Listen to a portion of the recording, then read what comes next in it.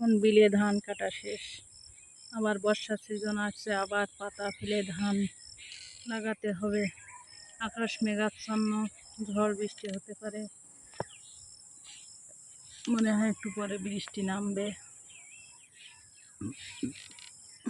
অন্ধকার মতো হয়ে আসছে। ঝড় বৃষ্টিতে অবশ্য মানুষের ক্ষতি হচ্ছে না, উপকারই হচ্ছে। বৃষ্টিতে ফসলের উপকার। এখন মানুষ বিভিন্ন ধরনের ফসল লাগাইছে। এই যে দেখুন, আমাদের আঙিনার পাশে বিভিন্ন ধরনের গাছ লাগানো।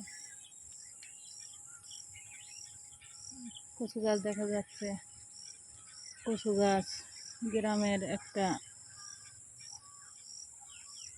সুষম খাদ্য। হঠাৎ কোনো তরকারি সবজি বাজার নেই, তখন কচু বাগান থেকে কচু এবং কচু শাক, ডাঁটা পাতা সব কিছু রান্না করে খাওয়া যায়। গ্রামের অনেকেই এসে নিয়ে যায় আমাদের থেকে।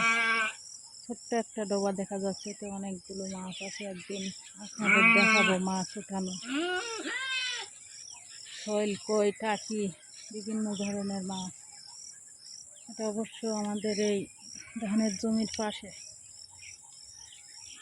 গ্রাম্য মাছ আছে এর ভিতরে। পুকুরটা ছোট্ট দেখা যাচ্ছে, কিন্তু অনেক মাছ আছে।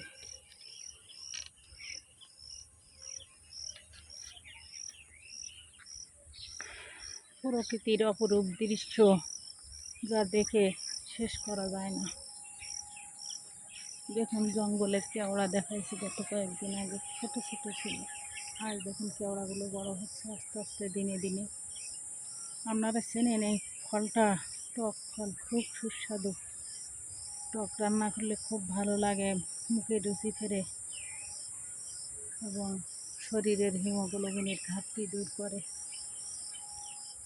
ভিডিওটা ভালো লাগলে সাবস্ক্রাইব করে পাশে থাকবেন।